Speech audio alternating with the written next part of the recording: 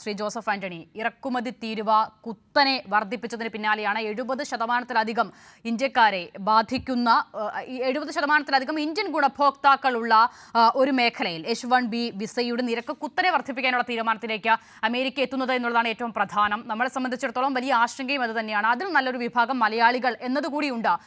എങ്ങനെയാണ് ഈ നിരക്ക് വർധന എന്ന തീരുമാനം ഇന്ത്യയെയും വിശേഷിച്ച് ഇന്ത്യ എന്ന് നമ്മൾ പറയുമ്പോൾ അതിന് പിന്നാലെ ചൈന ഉൾപ്പെടെയുള്ള രാജ്യങ്ങളുണ്ട്, അങ്ങനെ ആകത്തുകയിൽ എങ്ങനെയാണ് ഇത് ബാധിക്കാൻ പോകുന്നത്?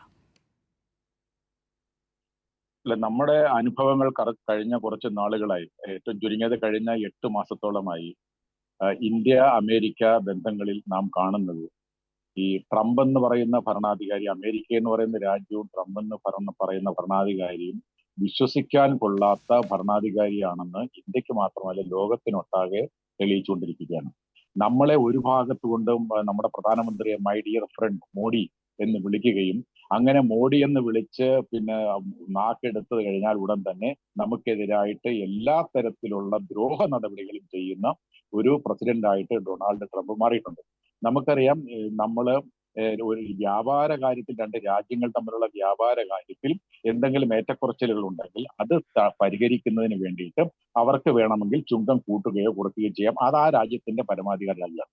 എന്നാൽ ഒരു സ്വതന്ത്ര പരമാധികാര രാജ്യം ഏത് രാജ്യത്തു നിന്ന് എന്തു വാങ്ങണം, റഷ്യയിൽ നിന്ന് ഇന്ത്യ എണ്ണ വാങ്ങുന്നു, റഷ്യയിൽ നിന്ന് ആയുധം വാങ്ങുന്നു, അതല്ലെങ്കിൽ റഷ്യ കൂടി ഉൾപ്പെടുന്ന ഒരു ആഗോള സംഘടനയിൽ ഇന്ത്യ അംഗമാകുന്നു, അങ്ങനെ ചെയ്യാൻ പാടില്ല, അങ്ങനെ ചെയ്തു കഴിഞ്ഞാൽ നിങ്ങൾ പിഴ ചുമത്തും, പെനാൽറ്റി ചെയ്യും എന്ന് പറയുന്ന തരത്തിലുള്ള സാമ്രാജ്യത്വ മനോഭാവമുള്ള ഭരണാധികാരി കൂടിയാണ് ഇദ്ദേഹം. നമ്മൾ പറയും ഷെർലക് എന്ന് പറയുന്ന നമ്മൾക്കൊരു കഥാപാത്രമുണ്ടല്ലോ, ഈ ആളുകളുടെ ഈ ശരീരത്ത് നിന്ന് ഇഞ്ചിഞ്ചായി ഈ മാംസം ചിന്തിയെടുക്കുന്ന, ചോര പൊടിയാതെ ചിന്തിയെടുക്കുന്ന തരത്തിലുള്ള ഈ പണക്കൊതിയന്മാരായിട്ടുള്ള ആളുകളെ കുറിച്ച് നമ്മൾ വായിച്ചു കേട്ടിട്ടുണ്ട്.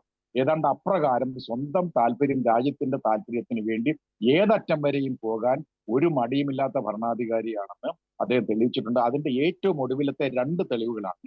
ഒന്ന്, H1B വിസയ്ക്ക് ഇവിടെ സൂചിപ്പിച്ചതുപോലെ 5 ലക്ഷം രൂപ വരെ ഫീസ് ഉണ്ടായിരുന്നതിന് ഒറ്റയടിക്ക് 88 ലക്ഷം രൂപയാക്കി, അങ്ങനെ $1 ലക്ഷം ആക്കി വർദ്ധിപ്പിക്കുക എന്ന് പറയുന്നത് എന്തിന്റെ പേരിലാണ്? ഒന്ന്, നമുക്കിവിടെ സൂചിപ്പിക്കപ്പെട്ടതുപോലെ നമുക്കറിയാം, ഈ അമേരിക്ക എന്ന് പറയുന്ന രാജ്യത്തിന്റെ ഏറ്റവും കൂടുതൽ ഈ ടെക്നോളജി മേഖലയിലും ഫിനാൻഷ്യൽ മേഖലയിലും പ്രവർത്തിക്കുന്ന 70%-ലേറെ വരുന്ന ആളുകൾ ഇന്ത്യക്കാരാണ്. എന്തുകൊണ്ടാണ് അങ്ങനെ ഇന്ത്യക്കാർക്ക് വരാൻ കഴിയുന്നത്? ഈ മേഖലയിൽ STEM എന്ന് പറയുന്ന സയൻസ്, ടെക്നോളജി, പിന്നെ എന്ന് പറയുന്ന എഞ്ചിനീയറിംഗ് മേഖലയിൽ, മാത്സ് മേഖലയിൽ ഇന്ത്യക്കാരാണ് ഏറ്റവും പ്രഗത്ഭന്മാരാണ് എന്നുള്ളത് കൊണ്ടാണല്ലോ. അപ്പൊ അങ്ങനെയുള്ള മേഖലയിൽ 70%-ലേറെ പേര് ഉൾപ്പെടുന്ന ഒരു രാജ്യത്തിന് എതിരെ ഇങ്ങനെ ഒരു തരത്തിലുള്ള ഫീസ് വർധന, കുത്തനെ ഫീസ് വർദ്ധിപ്പിക്കുക എന്ന് പറഞ്ഞാൽ അതുകൊണ്ട് അദ്ദേഹം കരുതുന്നത് അമേരിക്കക്കാർക്ക് ഗുണമുണ്ടാകുന്നതാണ്. അവിടെ തന്നെയുള്ള അമേരിക്കയിലുള്ള കോർപ്പറേറ്റ് മേധാവികൾ തന്നെ പറഞ്ഞിരിക്കുന്നത് ഈ ഇത്തരം കാര്യങ്ങളിൽ, ട്രംപിനെ ഇത്തരം കാര്യങ്ങളിൽ ഉപദേശിക്കുന്ന ആളുകൾക്ക് ഈ മേഖലയെ കുറിച്ച് യാതൊരു വിവരവും ഇല്ലാത്തവരാണ് അദ്ദേഹത്തെ ഉപദേശിക്കുന്നത്. അതുകൊണ്ടാണ് ഈ തരത്തിലുള്ള വിഡ്ഢിത്തം നിറഞ്ഞ തീരുമാനങ്ങൾ അമേരിക്കൻ പ്രസിഡന്റ് ട്രംപ് എടുക്കുന്നതെന്നാണ്. അപ്പൊ അതാണ് ഒരു കാര്യം. അതോടൊപ്പം തന്നെ നമ്മൾ കാണേണ്ട കാര്യം, നമ്മളെ ദ്രോഹിക്കുന്നതിന് വേണ്ടി ഈ വ്യാപാര കാര്യത്തിൽ അദ്ദേഹത്തിന് നേട്ടം ഉണ്ടാക്കാൻ വേണ്ടിയിട്ടായിരിക്കാം. പിന്നെന്താണ് വന്നിരിക്കുന്നത്? ചബഹർ എന്ന് പറയുന്ന പോർട്ട് ഇറാനിലൂടെ അഫ്ഗാനിസ്ഥാനിലും പിന്നെ ഉസ്ബെക്കിസ്ഥാനും കസാഖിസ്ഥാനും കിർഗിസ്ഥാൻ മുതലായ രാജ്യങ്ങളിലേക്ക് നമുക്ക് കടക്കുന്നതിന് വേണ്ടിയിട്ടുള്ള ഒരു പ്രധാനപ്പെട്ട മാർഗമാണ് ചബഹർ പോർട്ട്. ആ ചബഹർ പോർട്ട് എന്ന് പറയുന്നത് നമ്മൾ വികസിപ്പിച്ചുകൊണ്ടിരിക്കുകയാണ്. അങ്ങനെ ഇറാനിലെ ചബഹർ പോർട്ട് വികസിപ്പിക്കുന്ന രാജ്യങ്ങൾക്കെല്ലാം എതിരെ ഉപരോധം ഏർപ്പെടുത്താൻ വീണ്ടും ട്രംപ് തീരുമാനിച്ചിരിക്കുകയാണ്. ഈ പറഞ്ഞ കാര്യങ്ങൾ എന്ന് മാത്രമാണോ? അതായത് അമേരിക്കൻ പ്രസിഡന്റ് ട്രംപ് നമുക്കെതിരെ ഏർപ്പെടുത്തിയിരിക്കുന്ന ഉപരോധത്തിന് പുറമെ യൂറോപ്യൻ യൂണിയൻ രാജ്യങ്ങളോട് റഷ്യക്കെതിരായിട്ട് ഉപരോധം ഏർപ്പെടുത്താനും റഷ്യയിൽ നിന്ന് എണ്ണ വാങ്ങുന്ന രാജ്യങ്ങൾക്കെതിരെ ഉപരോധം ഏർപ്പെടുത്താനും പറഞ്ഞിട്ടുണ്ട്. അങ്ങനെ വരുമ്പോൾ ഇന്ത്യക്കെതിരെ യൂറോപ്യൻ യൂണിയൻ ഉപരോധം ഏർപ്പെടുന്ന സ്ഥിതി വരും. അമേരിക്കയിൽ റഷ്യയിൽ നിന്ന് എണ്ണ വാങ്ങുന്ന രാജ്യങ്ങൾക്ക് 500% പിന്നെ ചുങ്കം ഏർപ്പെടുത്തണമെന്ന് പറഞ്ഞിട്ട് ലിൻസെ ഗ്രഹാം പോലെയുള്ള തീവ്ര വലതുപക്ഷക്കാരായിട്ടുള്ള സെനറ്റർമാര് പാർലമെന്റ്, അവിടുത്തെ കോൺഗ്രസിൽ ബില്ല് കൊണ്ടുപോകാൻ. അപ്പൊ അങ്ങനെ വന്നു കഴിഞ്ഞാൽ നമുക്ക് ഉണ്ടാകുന്ന ആലോചിച്ച് നോക്കും. അപ്പൊ ഈ തരത്തിൽ നമുക്ക് എന്ന് മാത്രമാണോ ഈ പ്രവാസികളായിട്ടുള്ള ആളുകൾ, ഈ അമേരിക്കനിലെ ഏറ്റവും പ്രധാനപ്പെട്ട കോർപ്പറേഷനുകളും അമേരിക്കയിലെ ഇപ്പം നമുക്ക് സുന്ദർ പിച്ചെ പോലുള്ള ആളുകൾ ഉദാഹരണമാണല്ലോ. അവിടുത്തെ ഇത്തരം ഏറ്റവും പ്രധാനപ്പെട്ട മൾട്ടിനാഷണൽ കോർപ്പറേഷൻസും വലിയ സ്ഥാപനങ്ങളും ധനകാര്യ സ്ഥാപനങ്ങളും എല്ലാം പ്രവർത്തിക്കുന്നത് ഇന്ത്യയിലുള്ള ആൾക്കാരെ വെച്ചിട്ടാണ്, ഇന്ത്യയിലെ പ്രവാസികളാണ്. ആ ഇന്ത്യയിലെ പ്രവാസികൾ ഇപ്പോൾ ഇന്ത്യയിലേക്ക് അയക്കുന്ന പണത്തിന് 1% നികുതി ഏർപ്പെടുത്താൻ തീരുമാനിച്ചിരിക്കുന്നു. അതുപോലെ തന്നെ ഗ്രീൻ കാർഡുള്ള ആളുകളുടെ കുഞ്ഞുങ്ങൾ അവിടെ ജനിച്ചാൽ, അമേരിക്കയിൽ ജനിച്ചാൽ, ആ കുഞ്ഞുങ്ങൾക്ക്, അമേരിക്കയിൽ ജനിക്കുന്ന കുഞ്ഞുങ്ങൾ പൗരന്മാരാണ്. പക്ഷെ ഇദ്ദേഹം പറയുന്നത് H1B വിസയും ഗ്രീൻ കാർഡും ഒക്കെ ഉള്ള ആളുകളുടെ കുഞ്ഞുങ്ങൾ അവിടെ ജനിച്ചാൽ പോലും അവർക്ക് പൗരത്വം കൊടുക്കരുത് എന്നാണ് പറയുന്നത്. അപ്പൊ ഈ തരത്തിൽ ഏതെല്ലാം തരത്തിൽ ഈ മൈ ഫ്രണ്ട് എന്ന് കൂടെ വിളിക്കുന്ന ഇന്ത്യ എന്ന് പറയുന്ന രാജ്യത്തെ ആക്ഷേപിക്കാമോ, പിന്നെ അപകീർത്തിപ്പെടുത്താമോ, അല്ലെങ്കിൽ പിന്നെ മോശപ്പെടുത്താമോ, അതല്ലെങ്കിൽ ദ്രോഹിക്കാമോ, ഇങ്ങനെയുള്ള കാര്യങ്ങൾ നിരന്തരമായി ചെയ്തുകൊണ്ടിരിക്കുന്ന ആളാണ്. അതുകൊണ്ട് തന്നെയാണ് നമ്മൾ കാണേണ്ട ഒരു കാര്യം. നോക്കൂ, അമേരിക്ക എന്ന് പറയുന്ന രാജ്യത്തെ വിശ്വസിച്ചുകൊണ്ട് നിന്ന രാജ്യങ്ങളാണ് പശ്ചിമേഷ്യൻ രാജ്യങ്ങൾ, സൗദി അറേബ്യ ഉൾപ്പെടെ. അവിടെ നിന്നാണ് ഏറ്റവും അധികം ആയുധങ്ങൾ അവർ വാങ്ങിച്ചുകൊണ്ടിരുന്നത്. ഇപ്പൊ എന്താ സംഭവിക്കുന്നത്? പാകിസ്ഥാൻ എന്ന് പറയുന്ന ഒരു രാജ്യത്തെ കൂട്ടുപിടിച്ചുകൊണ്ട് അമേരിക്കക്കെതിരായി നിൽക്കേണ്ടി വരുന്ന തരത്തിലേക്ക്, അവർ തമ്മിലുള്ള എഗ്രിമെന്റ് ഉണ്ടാക്കുന്ന തരത്തിലേക്ക് സൗദി അറേബ്യ ഉൾപ്പെടെയുള്ള രാജ്യങ്ങൾ പോയിരിക്കുന്നു. എന്ന് പറഞ്ഞാൽ ലോകത്തെ മുഴുക്കെ അരക്ഷിതമാക്കുകയും ലോകത്തെ മുഴുക്കെ എന്താണ് പ്രയാസത്തിലാക്കുകയും ചെയ്യുന്ന ഒരു ഭരണാധികാരിയായിട്ട് ട്രംപ് മാറിക്കൊണ്ടിരിക്കുന്നു. അതിനെതിരായ പ്രതിരോധമാണ് വാസ്തവത്തിൽ നമ്മൾ തീർക്കേണ്ടത്. മറ്റൊരു പ്രധാനപ്പെട്ട കാര്യം, ഇപ്പോൾ താങ്കൾ സംസാരിച്ച സാഹചര്യത്തിൽ ഘട്ടത്തിൽ തന്നെ സൂചിപ്പിച്ചതുപോലെ ദീർഘകാലാടിസ്ഥാനത്തിൽ ഇത് അമേരിക്കയിലും ഉണ്ടാക്കാവുന്ന പ്രത്യാഘാതങ്ങൾ കൂടിയുണ്ടല്ലോ. ഇപ്പോൾ ഇന്ത്യയിലെ യുവത്വത്തെ നമ്മൾ സത്യത്തിൽ പരിശോധിക്കുകയാണെങ്കിൽ വളരെ ചീപ്പ് റേറ്റ് എന്ന് തന്നെ വിശേഷിപ്പിക്കാവുന്ന നിലയിലാണ് ഇന്ത്യയിലെ പ്രൊഫഷണലുകളെ അവർ ഇതുവരെ ഉപയോഗിച്ചുകൊണ്ടിരുന്നത്. അപ്പോൾ ദീർഘകാലാടിസ്ഥാനത്തിൽ ഇത്ര അധികം തുക വരുമ്പോൾ ആ കമ്പനികൾ, ഇപ്പോൾ H1B വിസ എന്ന് പറയുന്നത് അത് കമ്പനികളാണല്ലോ, സ്പോൺസർമാരാണ് ആ തുക മുടക്കുന്നത്. അപ്പോൾ ഇത്ര വലിയൊരു തുക മുടക്കി അവിടേക്ക് ഈ പ്രൊഫഷണലുകളെ എത്തിക്കുമോ എന്നുള്ളൊരു ചോദ്യം. അത് ഒന്നാമത്തേത്. രണ്ടാമത്തേത്, ഇന്ത്യ പോലെ ഈ സ്റ്റാർട്ടപ്പ് ഇക്കോ സിസ്റ്റത്തിൽ വളരെയധികം ഫോക്കസ് ചെയ്ത് മുന്നോട്ട് പോകുന്ന രാജ്യം, അത് ഇന്ത്യയെ ഏത് നിലയിൽ ബാധിക്കുമെന്ന രണ്ടാമത്തെ ചോദ്യം. അപ്പോൾ ഈ രണ്ട് സാഹചര്യങ്ങളും ഇത് ദീർഘകാലാടിസ്ഥാനത്തിൽ അമേരിക്കയ്ക്കും ഉണ്ടാക്കാൻ പോകുന്ന പ്രത്യാഘാതം അത് എത്ര വലുതാണ്?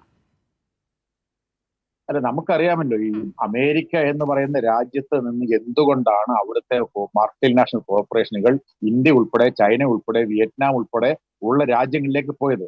അവർക്ക് അമേരിക്കയിലെ സ്ഥാപനങ്ങൾ, ഈ മൾട്ടിനാഷണൽ കോർപ്പറേഷൻസ് ഉൾപ്പെടെയുള്ള വ്യവസായ സ്ഥാപനങ്ങൾ ഉൾപ്പെടെയുള്ള സ്ഥാപനങ്ങൾക്കും അമേരിക്കയിലെ ആളുകളെ കൊണ്ട് ജോലി ചെയ്യിപ്പിച്ചുകൊണ്ട് ലാഭമുണ്ടാക്കാൻ കഴിയില്ല എന്ന യാഥാർത്ഥ്യം ഉൾക്കൊണ്ടുകൊണ്ടും ഈ മൂന്നാം ലോക രാജ്യങ്ങളിൽ തുറന്നു കിടക്കുന്ന അവസരങ്ങൾ ഉപയോഗപ്പെടുത്തിക്കൊണ്ട് കൊള്ളലാഭം ചെയ്യാം എന്നുള്ളത് കൊണ്ടുമാണല്ലോ അവർ ഈ രാജ്യങ്ങളിലേക്ക് വന്നത്. അതുപോലെ തന്നെ ഔട്ട്സോഴ്സിംഗ് എന്ന് പറയുന്ന, നമ്മുടെ രാജ്യത്ത് അമേരിക്ക ഉൾപ്പെടെയുള്ള രാജ്യങ്ങളിൽ നിന്നും ജോലികൾ നമ്മുടെ രാജ്യത്തിലേക്ക് കൊടുത്തുകൊണ്ട്, ഇവിടെ താങ്കൾ സൂചിപ്പിച്ചതുപോലെ ഈ ചീപ്പായിട്ടുള്ള ശമ്പളം കൊടുത്തുകൊണ്ട് അവർക്ക് വലിയ ലാഭം കൊയ്യാനുള്ള സാഹചര്യം ഉണ്ടാക്കുന്നു എന്നുള്ളതാണൊന്നും. അപ്പൊ അങ്ങനെ വരുമ്പോൾ ഈ പറഞ്ഞ തരത്തിൽ അവിടുത്തെ സ്ഥാപനങ്ങൾക്കൊന്നും പിടിച്ചു നിൽക്കാൻ കഴിയാത്ത സ്ഥിതി വരും. അതുപോലെ തന്നെ നമുക്കറിയാം, നമ്മുടെ ഇന്ത്യ പോലെയുള്ള രാജ്യത്തെ പിന്നെ ഈ മേഖലയിൽ ശാസ്ത്ര സാങ്കേതിക രംഗത്തും സാമ്പത്തിക രംഗത്തും ഒക്കെ ഉന്നത ബിരുദം നേടി വിജയിക്കുന്ന ആളുകളുടെ ഒരു സ്വപ്നമാണ് അമേരിക്ക എന്ന് പറയുന്നത്. അപ്പൊ അങ്ങനെയുള്ള രാജ്യങ്ങളിലേക്ക് ഈ H1B വിസയിലൂടെ കടന്നു പോകാൻ കഴിഞ്ഞാൽ അവർക്കൊരു ഭാവി ഉണ്ടാക്കാൻ കഴിയുമെന്നുള്ള ചിന്തയുടെ അടിസ്ഥാനത്തിലാണ് അവർ അങ്ങനെ ചെയ്തിരിക്കുന്നത്. എന്ന് പറയാൻ അങ്ങനെയുള്ള ആളുകളുടെ, ഇപ്പോൾ സൂചിപ്പിക്കപ്പെട്ട പോലെ, ഇങ്ങനെയുള്ള ആകെയുള്ള H1B വിസയിൽ 73% ഇന്ത്യക്കാരാണ് നേടുന്നത്. ആ ഇന്ത്യക്കാർ നേടുന്ന ആ 73% ഇന്ത്യക്കാർക്ക് ഇനി പോകാൻ കഴിയാത്ത സ്ഥിതി വരും. അത്തരം ജോലികളിലേക്ക് പോകാൻ കഴിയാത്ത സ്ഥിതി വരും.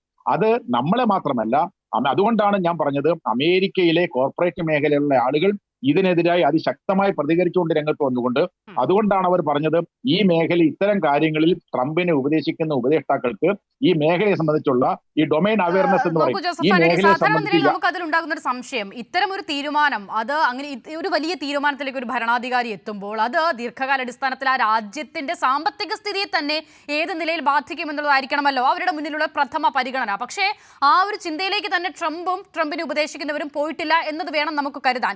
ഈ കുടിയേറ്റ വിരുദ്ധത തെരഞ്ഞെടുപ്പ് പ്രചാരണത്തിലടക്കം വലിയൊരു മുദ്രാവാക്യമായി ഉയർത്തിക്കൊണ്ടുവന്ന ആൾ കൂടിയാണ് ഡൊണാൾഡ് ട്രംപ്. ഈ കഴിഞ്ഞ ദിവസങ്ങളിലൊക്കെ പല യൂറോപ്യൻ രാജ്യങ്ങളിലും ഈ നിലയിൽ കുടിയേറ്റ വിരുദ്ധതയ്ക്കെതിരെ വലിയ പ്രക്ഷോഭങ്ങൾ പോലും സംഘടിപ്പിക്കപ്പെടുന്നത് നമ്മൾ കാണുകയാണ്. അപ്പോൾ താൽക്കാലികമായ ഒരു ലാഭത്തിന് വേണ്ടി, ഇതാണ് തന്റെ നയമെന്ന ആളുകളെ ബോധ്യപ്പെടുത്താൻ വേണ്ടി ഇങ്ങനെ ഒരു മണ്ടൻ തീരുമാനം, ആ രാജ്യത്തിന്റെ തന്നെ നിലനിൽപ്പിനെ ബാധിക്കുന്ന ഒരു തീരുമാനത്തിലേക്ക് ട്രംപ് എത്തി എന്നതാണ്. പൂർണ്ണമായും പൊളിറ്റിക്സ് ഇതിന് പിന്നിൽ പ്രവർത്തിച്ചു എന്നത് വേണോ കരുതാൻ? പൂർണ്ണമായും പൊളിറ്റിക്സ് എന്ന് പറയാൻ പറ്റത്തില്ല. ഇത് ശരിയായ പൊളിറ്റിക്സ് പോലുമല്ല. കാരണം രണ്ട് കാര്യങ്ങൾ, ഇവിടെ പറഞ്ഞ രണ്ട് കാര്യങ്ങൾ, ഒന്ന് കുടിയേറ്റം, മറ്റൊന്ന് ഈ താരിഫ് ചുമത്തൽ. ഈ താരിഫ്, അതായത് ഈ ഇന്റർനാഷണൽ ട്രേഡിനെ സംബന്ധിച്ചുള്ള ഏറ്റവും ആധികാരിക ശബ്ദമായി കരുതപ്പെടുന്ന ആളാണ് സാമ്പത്തിക ശാസ്ത്രത്തിൽ നൊബേൽ സമ്മാനം നേടിയ പോൾ ക്രക്മാൻ എന്ന് പറയുന്ന സാമ്പത്തിക ശാസ്ത്രജ്ഞൻ. അദ്ദേഹമാണ് ഇതിനെ സംബന്ധിച്ച് ഏറ്റവും ആധുനികമായ രീതിയിൽ ചിന്തിക്കുകയും അഭിപ്രായങ്ങൾ രേഖപ്പെടുത്തുകയും ചെയ്യുന്നയാളാണ്. അദ്ദേഹം എന്താ, അമേരിക്കക്കാരനായിട്ടുള്ള അദ്ദേഹം പറയുന്നത്, ഈ ട്രംപിന് ഈ താരിഫിനെ സംബന്ധിച്ച് യാതൊരു വിവരവുമില്ല. എന്ന് മാത്രമല്ല ട്രംപിനെ ഇത്തരം കാര്യത്തിൽ ഉപദേശിക്കുന്ന പീറ്റർ നവാരോ എന്ന് പറയുന്ന ഒരു വികട സാമ്പത്തിക ശാസ്ത്രജ്ഞനാണ്. അപ്പൊ ഈ എല്ലാ പ്രശ്നങ്ങൾക്കും, അതായത് ഒരു രാജ്യം നേരിടുന്ന മുഴുവൻ സാമ്പത്തിക പ്രശ്നങ്ങൾക്കും ഈ താരിഫ് ഒരു പരിഹാരമേ അല്ല. താരിഫ് ഏർപ്പെടുത്താൻ രണ്ട് രാജ്യങ്ങൾ തമ്മിലുള്ള വ്യാപാര കാര്യങ്ങളിൽ നമുക്ക് ഏർപ്പെടുത്താൻ കഴിയും. പക്ഷെ മുഴുവൻ പ്രശ്നങ്ങളുടെയും പരിഹാരം ഈ താരിഫിലൂടെ നേടിക്കളയാം. ഈ വ്യവസായങ്ങളെ തിരിച്ചുകൊണ്ട്, മാനുഫാക്ചറിംഗ് വ്യവസായത്തെ തിരിച്ചുകൊണ്ടുവരാം. മാനുഫാക്ചറിംഗ് വ്യവസായം എന്ന് പറയുന്നത് 2 വർഷം കൊണ്ടോ 3 വർഷം കൊണ്ടോ വരുന്ന കാര്യമാണ്. അതല്ലെങ്കിൽ തന്നെ അമേരിക്കയിൽ ആരാണ് ഇനി അമേരിക്കയിൽ ഇനി മാനുഫാക്ചറിംഗ് വ്യവസായം തുടങ്ങാൻ പോവുക? അമേരിക്കൻ സമ്പദ് വ്യവസായം നിലനിർത്തുന്നത് സർവീസ് മേഖലയാണ്. അപ്പൊ ഇങ്ങനെയൊക്കെയുള്ള കാര്യങ്ങളാണ് ഒന്നാമത് അദ്ദേഹം ചെയ്തത്. അപ്പൊ അതുപോലെ തന്നെ ഇക്കണോമിക്സ്, സാമ്പത്തിക ശാസ്ത്രത്തിൽ നൊബേൽ സമ്മാനം നേടിയ ജോസഫ് സ്റ്റീഗ്ലിറ്റ്സ്, ജിം ഒനീൽ എന്നൊക്കെ പറയുന്ന സാമ്പത്തിക ശാസ്ത്രജ്ഞർ ഇതിന്റെ ഈ അടിസ്ഥാനമില്ലാത്ത ഈ ചുങ്ക നയത്തെ വിമർശിച്ചുകൊണ്ടിരിക്കുകയാണ്. ഒന്ന്. രണ്ട്, നമുക്കറിയാം ഈ നമ്മുടെ ഈ ഇമിഗ്രേഷൻ, കുടിയേറ്റക്കാര് അമേരിക്കയിലെ ഇത്തരം, അതായത് ചെറുകിട വ്യവസായങ്ങളെയും സംരംഭങ്ങളെയും താങ്ങി നിർത്തുന്നത് അവിടുത്തെ ഈ അനധികൃത കുടിയേറ്റക്കാരെന്ന് പറയുന്ന വിഭാഗമാണ്. അമേരിക്കക്കാരായിട്ടുള്ള, പ്രത്യേകിച്ച് വെള്ളക്കാരായിട്ടുള്ള ആരും തന്നെ അത്തരം ജോലികൾ, അതായത് അനധികൃത കുടിയേറ്റക്കാർ ചെയ്യുന്ന ജോലികൾ ഒന്നും തന്നെ അവർ ചെയ്യില്ല. അതുകൊണ്ട് തന്നെ നമുക്ക് അവസാനം കിട്ടുന്ന റിപ്പോർട്ടുകൾ എന്ന് പറഞ്ഞാൽ ഇത്തരം ചെറുകിട വ്യവസായങ്ങളും വ്യവസായ സംരംഭങ്ങളും എംഎസ്എംഇകളും ഒക്കെയുള്ള പോലെയുള്ള സ്ഥാപനങ്ങളെല്ലാം അടച്ചുപൂട്ടൽ ഭീഷണിയാണ്. കാരണം അവിടെ ജോലി ചെയ്യാൻ പറ്റുന്നില്ല. ജോലി ചെയ്യുന്നവർ ഒളിച്ചും പാത്തൊക്കെയാണ് ജോലി ചെയ്യുന്നത്. ഈ അടുത്ത കാലത്ത് നമ്മൾ കണ്ടല്ലോ, പഞ്ചാബിലുള്ള 83 വയസ്സുള്ള ഒരു സ്ത്രീയെ അവർ നിൽക്കുന്ന സ്ഥാപനത്തിൽ കയറി അറസ്റ്റ് ചെയ്തു. അവർ 30 വർഷത്തിലേറെയായിട്ട് അമേരിക്കയിൽ നിൽക്കുകയാണ്, കാലിഫോർണിയയിൽ. അപ്പൊ ഞാൻ പറഞ്ഞു വരുന്നത്, അവിടെ ഈ അനധികൃതമായി അവരെ ഉപയോഗിച്ചു കൊണ്ടിരിക്കുന്നത് അമേരിക്കക്കാർ തന്നെയാണ്. അങ്ങനെയുള്ള മുഴുവൻ ആളുകളും പോയി കഴിഞ്ഞാൽ അതുകൊണ്ട് തന്നെ അമേരിക്കൻ സമ്പദ് വ്യവസ്ഥ അപകടത്തിലാവും. ഈ ചുങ്കം കൊണ്ട് തന്നെ അമേരിക്കൻ സമ്പദ് വ്യവസ്ഥ അപകടത്തിലാണ്. ജനങ്ങൾക്ക് സാധനങ്ങൾ വാങ്ങിക്കാൻ കഴിയാത്ത സ്ഥിതിയുണ്ട്.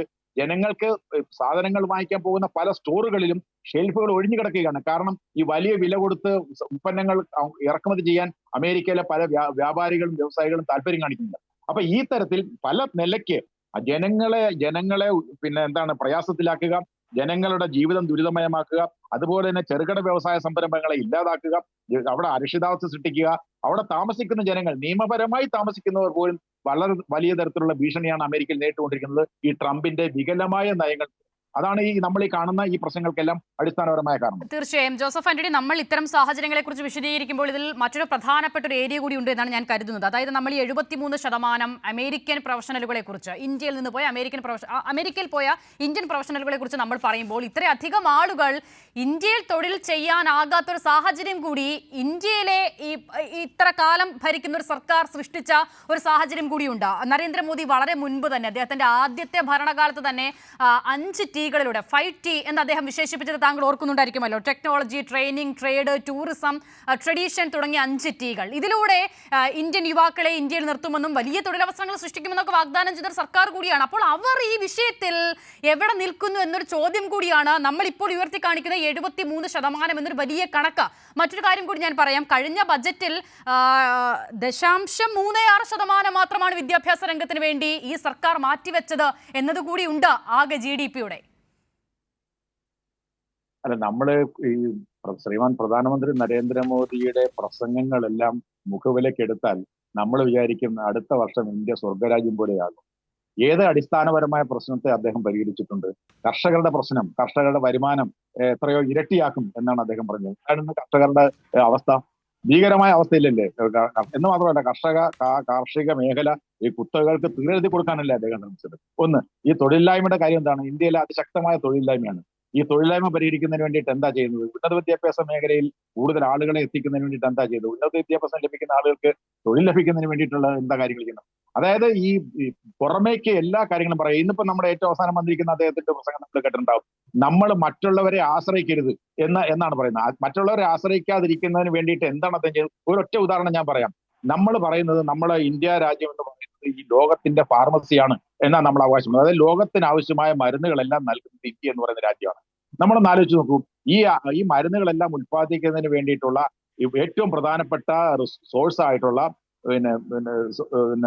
സോഴ്സ് എന്ന് പറയുന്നത് ആക്റ്റീവ് ഫാർമസ്യൂട്ടിക്കൽ ഇൻഗ്രീഡിയൻസ് ആണ്. API എന്ന് പറയുന്ന സാധനമാണ്. ഈ API എന്ന് പറയുന്ന സാധനം ഏതാണ്ട് 70% നമ്മൾ ഇറക്കുമതി ചെയ്യുന്നത് ചൈനയിൽ നിന്നാണ്. ഇവിടെ ഉത്പാദിപ്പിച്ചുകൊണ്ടിരുന്ന സാധനമാണിത്. ഈ ആക്റ്റീവ് ഫാർമസ്യൂട്ടിക്കൽ ഇൻഗ്രീഡിയൻസ് എന്ന് പറയുന്നത് ഇന്ത്യ ഉത്പാദിപ്പിച്ചുകൊണ്ടിരുന്ന സാധനമാണ്. ഈ ഇന്ത്യയിൽ ഉത്പാദിപ്പിക്കുന്നതിനേക്കാൾ ചീപ്പായിട്ട് ചൈനയിൽ നിന്ന് കിട്ടാൻ തുടങ്ങിയതോട് കൂടിയിട്ട് ഇവിടെ ഉത്പാദനം നിന്നു. അപ്പൊ ഞാൻ പറഞ്ഞു വരുന്നത് ഈ ആത്മനിർഭർ ഭാരത എന്നും അങ്ങനെയൊക്കെയുള്ള ദേശീയത അല്ലെങ്കിൽ ദേശീയ ബോധം എന്നൊക്കെ പറഞ്ഞ് പ്രവർത്തിക്കുന്നതല്ലാതെ ഈ മേഖലയിൽ നമ്മുടെ വളർച്ച ത്വരിതപ്പെടുത്തുന്ന തരത്തിലുള്ള ഈ നമ്മുടെ സ്വന്തം നാട്ടിൽ ഇതിനൊക്കെ ഉത്പാദിപ്പിക്കാനുള്ള ശ്രമം എന്താ നടക്കുന്നത്? ഇപ്പൊ പോലും നമുക്കറിയാമല്ലോ, നീതി ആയോഗിന്റെ ശുപാർശ 2024 സാമ്പത്തിക റിപ്പോർട്ട്, ഇതിനകത്തെല്ലാം പറഞ്ഞെന്താണ്? ചൈനയിൽ നിന്നും നമുക്ക് ഇലക്ട്രോണിക്സ് ഉൽപ്പന്നങ്ങൾ, ഇലക്ട്രിക്കൽ ഉൽപ്പന്നങ്ങൾ, അവരുടെ ടെക്നോളജി, 5G ഉൾപ്പെടെയുള്ള ടെക്നോളജികൾ, ഈ active pharmaceutical ingredients, rare minerals, rare എർത്തിന്റെ മാഗ്നറ്റിക്, ഇവയൊന്നും വന്നില്ലെങ്കിൽ നമ്മുടെ കാർ വ്യവസായം, നമ്മുടെ ഇലക്ട്രോണിക്സ് വ്യവസായം, നമ്മുടെ ഇലക്ട്രിക്കൽ വ്യവസായം, നമ്മുടെ MSMEകളൊക്കെ തകരും. അവരുടെ ഇൻവെസ്റ്റ്മെന്റ് വന്നില്ലെങ്കിൽ നമ്മുടെ ഇക്കോണമി പ്രയാസത്തിലാകും എന്ന് പറഞ്ഞുകൊണ്ട് federation of Indian chambers of commerce and ഇൻഡസ്ട്രീസും CII, സെന്റർ ഓഫ് ഇന്ത്യൻ ഇൻഡസ്ട്രീസും ഒക്കെ അതിശക്തമായി ആവശ്യപ്പെട്ടതിന്റെ ഫലമായിട്ടാണ് ഇപ്പൊ ഈ പറഞ്ഞ തരത്തിലുള്ള ഈ അവിടുന്ന് ചൈനയിൽ നിന്നുള്ള ഇറക്കുമതി, പിന്നെന്താണ്, ഇൻവെസ്റ്റ്മെന്റും ഇറക്കുമതിയും ഒക്കെ നടത്താനായിട്ട് തീരുമാനത്തിലേക്ക് വന്നത്. ഞാൻ പറഞ്ഞു വരുന്നത്, നമ്മളിങ്ങനെ ഈ നെടുനെടുങ്ക പ്രസ്താവനകൾ കിട്ടുന്ന സന്ദർഭങ്ങളിലെല്ലാം നടത്തിയിട്ട് കാര്യമില്ല. അതിനെ വെള്ളം തൊടാതെ വിഴുങ്ങുന്ന മാധ്യമങ്ങൾ അതിന് പ്രചാരണം കൊടുത്തിട്ട് കാര്യമില്ല. യഥാർത്ഥത്തിൽ എന്താ നടക്കുന്നത്? നമ്മുടെ രാജ്യത്ത് നിന്ന് ഇത്രയും ആളുകൾ വിദേശ രാജ്യങ്ങളിലേക്ക് പോയി അവിടെ തൊഴിലന്വേഷകരായും, അല്ലെങ്കിൽ നമുക്ക് ഒരു ഉദാഹരണം നോക്കൂ, ഏറ്റവും കൂടുതൽ ആളുകൾ ഈ അനധികൃത കുടിയേറ്റക്കാരായിട്ട് പോകുന്ന സംസ്ഥാനം ഏതാ? ഗുജറാത്താണ്. ഈ ഗുജറാത്ത് വ്യാവസായികമായിട്ട് ഇത്രയധികം വളർന്ന വലിയ പന്തലിച്ച് നിൽക്കുന്ന സംസ്ഥാനം എന്ന് പറയുന്നത് ഗുജറാത്തിൽ നിന്നാണ് ആളുകൾ പോകുന്നത്. ആ ഗുജറാത്തിൽ നിന്ന് ആൾ പോയി കാനഡയിൽ നിന്ന് അമേരിക്കയിലേക്ക് കുടിയേറി പാർക്കാൻ ശ്രമിച്ച ഒരു കുടുംബം ഉൾപ്പെടെ ഈ ഒരു കാറിനകത്തിരുന്ന് തണുത്ത് വിറങ്ങലിച്ച് മരിച്ച കഥ നമ്മൾ വായിച്ചതല്ലേ? അപ്പൊ ഞാൻ പറഞ്ഞു വരുന്നത്, ഈ പ്രഖ്യാപനങ്ങൾ ഒരു ഭാഗത്തും പ്രവൃത്തി വേറൊരു ഭാഗത്താണ്. അതായത് ട്രംപ് പറയുന്നത് പോലെ തന്നെയാണ്. ട്രംപ് വലിയ വലിയ പ്രഖ്യാപനങ്ങൾ നടത്തും, പ്രവൃത്തി വേറൊരു തരത്തിലാണ്. ട്രംപ് നമ്മളെ സുഹൃത്തെന്ന് വിളിക്കും, നമ്മളെ ദ്രോഹിക്കും. ഇതാണ് സ്ഥിതി. അപ്പൊ ആ തരത്തിൽ അടിസ്ഥാനപരമായി ഇന്ത്യ നേരിടുന്ന അടിസ്ഥാനപരമായ പ്രശ്നങ്ങൾ, അതായത് എല്ലാവരും ഒരേ കണക്ക് പറയുന്ന കാര്യമുണ്ട്. നമ്മൾ ശ്രദ്ധിക്കേണ്ടത്, നമ്മുടെ വ്യവസായങ്ങൾക്ക് ആവശ്യമായ അസംസ്കൃത വസ്തുക്കളുടെ ഉൽപാദനം അതിശക്തമായി വർദ്ധിപ്പിക്കേണ്ട ആവശ്യകതയുണ്ട്.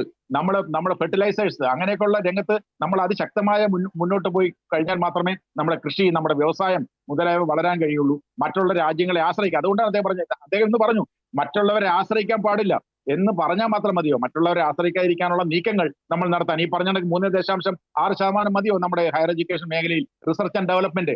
നമ്മുടെ പേറ്റന്റുകൾ എത്രത്തോളം തുച്ഛമാണ്? ചൈനയെ സംബന്ധിച്ച് എത്രയോ പുറകിലാണ് നമ്മൾ നിൽക്കുന്നത്. അപ്പൊ പേറ്റന്റുകൾ കൂടുന്ന തരത്തിലുള്ള റിസർച്ച് ആൻഡ് ഡെവലപ്മെന്റിനുള്ള ഫണ്ട് നീക്കിവെക്കണം. ഉന്നത വിദ്യാഭ്യാസ മേഖല അവരുടെ ബൗദ്ധികമായ പ്രവർത്തനങ്ങൾക്ക് തുറന്നു കൊടുക്കാനുള്ള സാഹചര്യം, സ്വതന്ത്രമായ ചിന്തയ്ക്കും പ്രവർത്തിക്കുമുള്ള സാഹചര്യം വാസ്തവത്തിൽ ഇന്ത്യയിലെ ഉന്നത വിദ്യാഭ്യാസ മേഖലയിൽ നിലനിൽക്കുന്നുണ്ട്. നമ്മുടെ സർവകലാശാലകളുടെയൊക്കെ സ്ഥിതി എന്താണ്? അതിനെല്ലാം കാവ്യവൽക്കരിച്ചുകൊണ്ട്, അതിനെല്ലാം വരിഞ്ഞു മുറുക്കിക്കൊണ്ട് ഏതെല്ലാം തരത്തിലുള്ള ജനാധിപത്യ വിരുദ്ധമായ പ്രവർത്തനങ്ങൾ നടത്താമോ അതെല്ലാം നടത്തിക്കൊണ്ടിരിക്കുന്ന ഒരു ഭരണകൂടം നിലനിൽക്കുമ്പോൾ ഇവിടെ എങ്ങനെയാണ് സ്വാശ്രയവും സാമ്പത്തിക വികസനവും ഉണ്ടാവുകയും ജനങ്ങൾക്ക് ഇവിടെ തൊഴിലുണ്ടാവുകയും ചെയ്യുന്നത്? അവർ കൂടുതൽ നല്ല മെച്ചപ്പുറങ്ങൾ തേടിപ്പോയാൽ അവർ നമുക്ക് എങ്ങനെ കുറ്റം പറയാൻ കഴിയും? തീർച്ചയായും. ഒരു കാര്യം കൂടി ശ്രീ ജോസഫ് ആന്റണി, ഇപ്പോൾ ട്രംപിന്റെ നീക്കം, പ്രത്യേകിച്ചും ഈ തീരുവയിലടക്കമുള്ള ശീതയുദ്ധം തുടരുന്ന സാഹചര്യം കൂടിയാണ്. അതുകൊണ്ട് തന്നെ ഇതൊരു ഒരു തരത്തിൽ ഒരു വിലപേശൽ തന്ത്രമാണ് എന്നുള്ള ചില നിരീക്ഷണങ്ങളും ഈ വിഷയത്തെ ഇങ്ങനെ പഠിക്കുന്ന സമയത്ത് കണ്ടിരുന്നു. അത്തരം സാഹചര്യങ്ങളോട് താങ്കളുടെ അഭിപ്രായം എന്താണ്? ഒരു പക്ഷേ ഇത് ഇനിയും കുറയ്ക്കാനുള്ള സാഹചര്യമുണ്ട്, ആകെത്തുകയിൽ ഒരു പേടിപ്പിക്കൽ മാത്രമാണ് ഇപ്പോഴുണ്ടാകുന്നത് എന്ന ചില നിരീക്ഷണങ്ങൾ കൂടി കാണുന്നുണ്ട്. ഇദ്ദേഹം ഒരു വ്യാപാരിയായിട്ടുള്ള പ്രസിഡന്റാണ്. അദ്ദേഹത്തെ സംബന്ധിച്ച് ഞങ്ങളെ ഈ പൊളിറ്റിക്കൽ സയൻസുകാരൊക്കെ പറയുന്ന ഒരു കാര്യമുണ്ട്. ഇദ്ദേഹത്തിന്റെ വിദേശ നയം എന്ന് പറയുന്നത് ബിസിനസ് ഫോറിൻ പോളിസിയാണ്. അല്ലാതെ ഒരു ജിയോ പൊളിറ്റിക്കൽ ഇമ്പോർട്ടൻസ് അദ്ദേഹം അതിന് നൽകുന്നില്ല, പലപ്പോഴും നൽകുന്നില്ല. അദ്ദേഹത്തെ സംബന്ധിച്ച് ഏതെല്ലാം തരത്തിൽ, ഫിയർ എന്ന് പറയുന്ന ഒരു പുസ്തകം ബോബ് വുഡ്വേർഡ് എഴുതിയിട്ടുണ്ട്, ഇദ്ദേഹത്തെ കുറിച്ച് എഴുതിയിരിക്കുന്ന പുസ്തകമാണ്. അദ്ദേഹം പറയുന്നത് ഈ ഭയപ്പെടുത്തുക, ഈ ആരെ ഏതെല്ലാം തരത്തിൽ ഭയപ്പെടുത്താമോ അങ്ങനെ ഭയപ്പെടുത്തിയിട്ട് മാത്രമേ നമുക്ക് നമ്മുടെ ലക്ഷ്യം സാധിക്കാൻ കഴിയൂ എന്ന് അടിസ്ഥാന തത്വത്തിൽ വിശ്വസിക്കുന്ന ആളാണ് ഡൊണാൾഡ് ട്രംപ് എന്ന് പറയുന്ന അമേരിക്കൻ പ്രസിഡന്റ്. അത് തന്നെയാണ് ഇവിടെ ശ്രമിക്കുന്നത്. കാരണം നോക്കൂ, നമ്മൾ ലോകത്തൊട്ട മുഴുവൻ രാജ്യങ്ങളെയും അദ്ദേഹം ഭീതിയിലേക്ക് കൊണ്ടുവരാനാണ് നോക്കുന്നത്. കാനഡയെ ഞങ്ങൾ ഇങ്ങനെ പിടിച്ചെടുക്കും എന്ന് പറഞ്ഞുകൊണ്ട് കാനഡയെ ഭയപ്പെടുത്താൻ നോക്കുന്നു. പനാമ ഞങ്ങൾ ഇങ്ങനെ എടുക്കും എന്ന് പറഞ്ഞിട്ട് പനാമയെ ഭയപ്പെടുത്താൻ നോക്കുന്നു. ഗ്രീൻലാൻഡ് എടുക്കുമെന്ന് പറഞ്ഞിട്ട് പിന്നെ ഡെൻമാർക്കിനെ ഭയപ്പെടുത്താൻ നോക്കുന്നു. അപ്പൊ ഈ തരത്തിൽ ഭയം സൃഷ്ടിച്ചുകൊണ്ട് അതിൽ നിന്ന് മുതലെടുക്കുന്ന ഒരു നയമാണ് അദ്ദേഹം സ്വീകരിച്ചുകൊണ്ടിരിക്കുന്നത്. അതിന്റെ ഭാഗമായിട്ടാണ് ഇന്ത്യക്കെതിരായിട്ടുള്ള 50% ചുങ്കം ഏർപ്പെടുത്തുന്നു, യൂറോപ്യൻ യൂണിയനെ ഏർപ്പെടുത്തിക്കൊണ്ട് ചുങ്കം ഏർപ്പെടുത്താൻ ശ്രമിക്കുന്നു, ഈ H1B വിസ ഏർപ്പെട്ട പ്രശ്നത്തിൽ ചുങ്കം ഏർപ്പെടുത്താൻ നോക്കുന്നു, അതുപോലെ തന്നെ റഷ്യയിൽ നിന്ന് എണ്ണ വാങ്ങിക്കുന്ന കാര്യത്തിൽ 500% ചുങ്കം ഏർപ്പെടുത്തുന്നു പറയുന്നു. അപ്പൊ ഈ തരത്തിൽ ഏതെല്ലാം തരത്തിൽ നമ്മളെ ഭയപ്പെടുത്തി നമ്മളെ അവരുടെ വരുവിയിലേക്ക് കൊണ്ടുവരാമോ എന്ന് നോക്കുന്ന ഒരു തന്ത്രം തീർച്ചയായിട്ടും ഇതിന്റെ പിന്നിലുണ്ടെന്നുള്ള കാര്യത്തിൽ യാതൊരു സംശയമില്ല. അത് എത്രമാത്രം വിജയിക്കും, കാരണം നമ്മുടെ കാർഷിക മേഖല, നമ്മുടെ ക്ഷീരവികസന മേഖല, അതുപോലെ തന്നെ ജനറ്റിക്കലി മോഡിഫൈഡ് ആയിട്ടുള്ള ഫ്രൂട്ട്സ് ഇറക്കുമതി ചെയ്യുന്നതിനുള്ള അനുവാദം, ഇങ്ങനെയൊക്കെയുള്ള കാര്യങ്ങൾക്കുള്ള അനുവാദമാണ് അവർ ചോദിക്കുന്നത്. അത് തുറന്നു കൊടുക്കാൻ ഇന്ത്യയെ പോലുള്ള രാജ്യത്തിന് കഴിയത്തില്ല.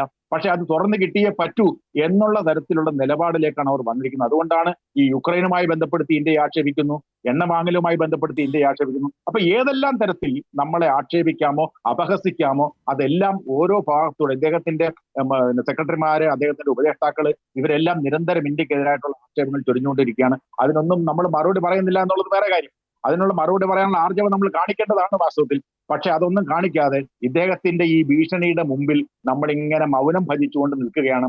അതാണ് നമ്മുടെ ഒരു വലിയ പ്രശ്നം. എന്നാൽ അതിനെതിരായിട്ടൊരു ചെറുവിരൽ അനക്കാൻ അദ്ദേഹത്തിന് കഴിഞ്ഞത് ഷാങ്ഹായ് കോപ്പറേഷൻ ഓർഗനൈസേഷന്റെ സമ്മിറ്റിൽ പോയി പങ്കെടുത്തുകൊണ്ട് ചൈനയുടെ റഷ്യയുടെ നേതാക്കന്മാരുമായിട്ട് പിന്നെ എന്താണ് സംഭാഷണം നടത്തുകയും ഈ ചൈനയും ഇന്ത്യയും തമ്മിലുള്ള ചില ധാരണകൾ എത്തുകയും ചേരുകയും ചെയ്തത് തീർച്ചയായിട്ടും വീണ്ടും ഒരുപക്ഷെ അമേരിക്കയെ പ്രകോപിപ്പിച്ചിരിക്കാം. അതാണ് ഇത് നമ്മൾ കാണുന്നത്. അപ്പൊ ഏതെല്ലാം തരത്തിൽ ഈ പ്രശ്നങ്ങളെ രൂക്ഷമാക്കി ഇന്ത്യയെ വരുതിക്ക് കൊണ്ടുവരാമോ അത്തരമൊരു തന്ത്രം വാസ്തവത്തിൽ ഇതിന്റെ പിന്നിലുണ്ട് എന്ന് നമുക്ക് തീർച്ചയായിട്ടും കാണാൻ കഴിയും. തീർച്ചയായും വളരെ നന്ദി ശ്രീ ജോസഫ് ആന്റണി ഈ വിഷയത്തിൽ പ്രതികരണവുമായി ചേർന്നതിന്.